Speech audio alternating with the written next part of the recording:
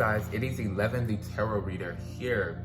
For those who do not know, I'm going to go ahead and just reintroduce myself real quick. I am 11 Safio, the tarot reader.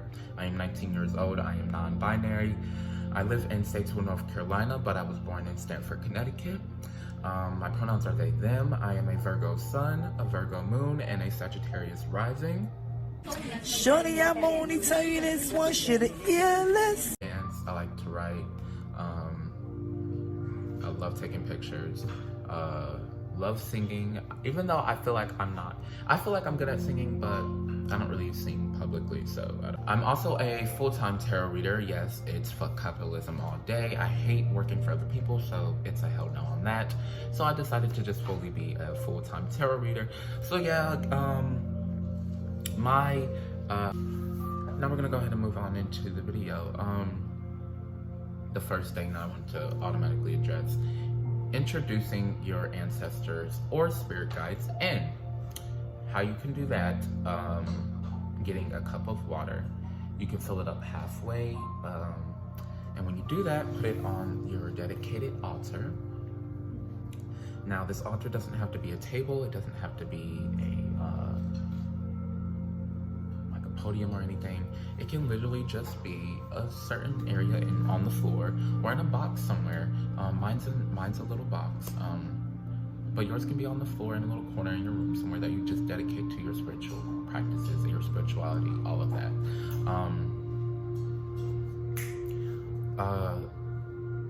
The next thing you can do after the glass of water, when you get the glass of water, you can put it on your spiritual altar. When you put it on your altar, you are going to then grab a piece of paper. You're gonna grab a piece of paper and you are going to write a letter to your spirit guides and or ancestors. Now, you can do this separately or you can make it one big letter.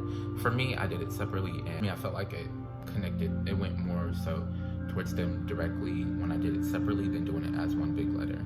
But then again, you could do what you want. As I said, what works for me may not work for you. But yeah, you can either write one big letter or write it separately. What's next? Put it on your altar, or you can actually sleep with it. Put it under your pillow and go to sleep that night. That'll just be the welcome and end party for them. You may instantly feel them as soon as you write the letter, or it may take you a while to start feeling their presence. You know, everybody's journey is different, so I wouldn't shame to see them because it may not happen as quickly, so just do take time with that. Something else I did wanted to address: incense. Using incense and candles.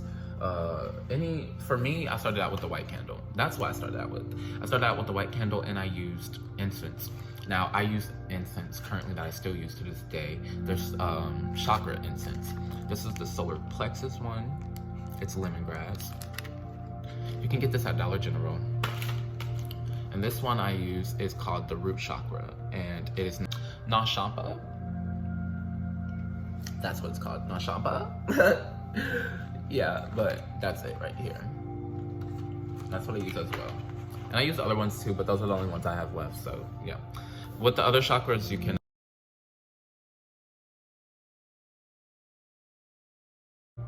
definitely, with candles, I think white candles should really be the only one that you're using right. White candles should be the only one that you're using right about now, I would say, because certain colors mean certain things. So for a beginner, I think a white one would be the one that to start with would be the right one. And honestly, I feel like this is such a sidetrack, but I feel like I'm having a conversation with like any one of my regular friends, so that's why I'm like really calm and chill about this video. But yeah, so that's definitely something to get. Headaches! You give me headaches! Stop playing with me before you get beat up, bitch! But yeah, so the next thing I wanted to talk about, meditation. Literally, meditation doesn't have to look like, you know, the basic meditation that you see on TV or which you may think. it looks like. Meditation could look like anything. For me, I meditate when I dance. I meditate when I write. I meditate when I go walking. I meditate when I'm exercising. Meditation can go in any way. Any form of type of physical movement or creative thing that you could think of that keeps your mind focused, and you can clear your mind out and clear your thoughts out and just, you know, be one with your head and your thoughts. That's meditation. So whether you dance, whether you write, whether you sing, whether you act, meditation right there. Exercising, meditation. Driving, meditation. Yeah. So meditation doesn't always have to be, you know, you sitting down crisscross applesauce, even though that is, you know, a good way to meditate as well. For beginners, I would say that's the best way to start. But once again, if it's hard for you to start meditating with just you sitting down crisscross applesauce, then of course do what's best for you, i.e. the dancing, writing, whatever. It is your intuition. Trusting your intuition is really big when it comes to spirituality. You do not want to second guess yourself. When you feel like something's going to go wrong, trust it. When you feel like someone's sneaky, trust it. Anything that your intuition, your gut is telling you, trust it. It's never going to lead you wrong. 9 times out of 10, your gut is your higher self, your subconscious. They are never going to lead you wrong. Like, ever. Another thing I wanted to talk about spirituality when it comes to that is you're going to have to learn how to heal.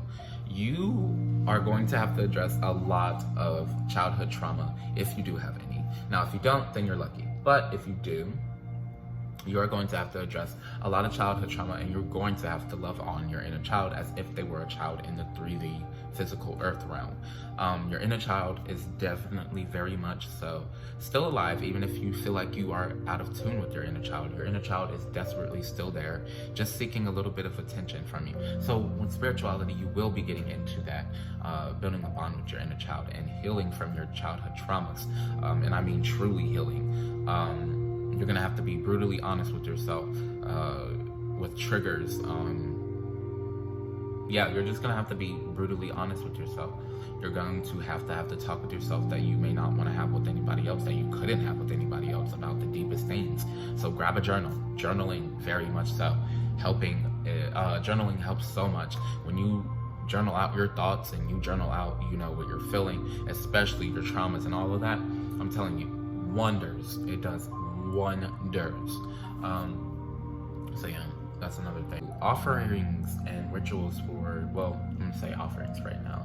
Offerings for your spirit guides. Offerings can be a cup of water. It can be anything they like, anything they tell you to get. It may not be something they like, but it may just be something they want that day. So it could be something you hear, something you get an urge to get it. Could be money. Something that you could do is burn $5 or burn $1 to them, put it on your altar, burn $1, put it on your altar, and watch how much money comes back to you. May not be an exact dollar, maybe more. But yeah, burning money to them definitely multiplies money coming back to you. That's a quick little money ritual for you guys right there, a money offering. It's a win-win. They, just like you guys like getting paid, they like getting paid too. So yeah, they work ain't free. Working for you ain't free just because they're your spirit guide ancestors. They still want to get paid too. Stop playing with me before you get beat up, bitch. Offer them food as well. They love food. They love to eat. It don't even have to be you making them a separate plate. It could literally just be you simply making your own self a plate and offering them to eat off the plate with you. Just when you make your plate, just simply say, hey guys, you know, you're welcome to eat off this plate. This food is for you guys as well. And they will gladly do that. Now you won't see your food disappearing off your plate, obviously, but they'll eat. Spirit guides and your ancestors are directly attached to your body. So if you aren't taking care of yourself, your body, your health, they're not really gonna be so active. They're kind of gonna be resistant towards it, mainly because they're weak.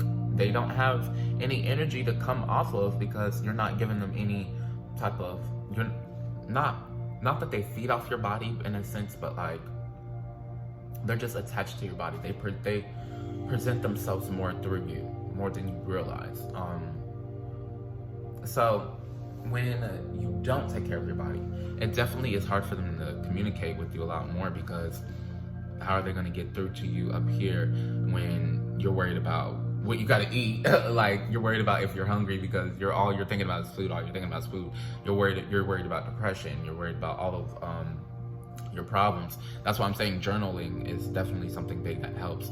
Eating healthy, working out, going outside, walking, just like putting yourself more connecting with nature is something that's so big in spirituality. So if you're not a big outside person, get to be a big outside person, because you have to connect with nature. It is so important. If you're not a big animal person, I'm sorry, you're gonna have to become a big animal person, because animals are another big connection to the spiritual realm. You may start seeing birds a lot. You may start seeing cats appear to you a lot. So yeah, that's another thing. Discernment is the only thing else I could think of talking about. Discernment is basically you making sure everything is peachy and perfectly okay before you put yourself in a situation with a person, or if you are just putting yourself in a situation in general. So like you want to make sure you observed enough to know, okay, the pros and cons. This is good enough for me to put myself in, or it's not good enough for me to put myself in, or it's good enough for me to let them in my life, or it's not good enough for me to let them in my life.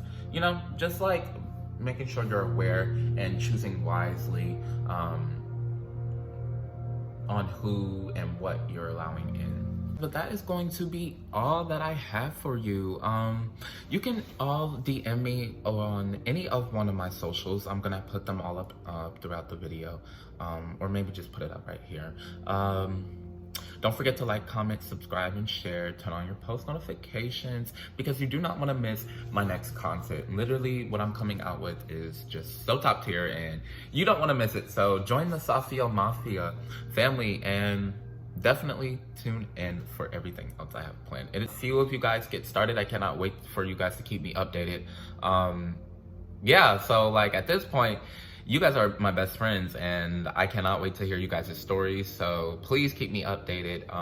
Thank you so much for once again, and I can't wait to see you guys again. Come back. You may not like me, but I'm still getting money, bitch. I don't have to prove a point. That little hoe know that I'm the shit. Everything I do is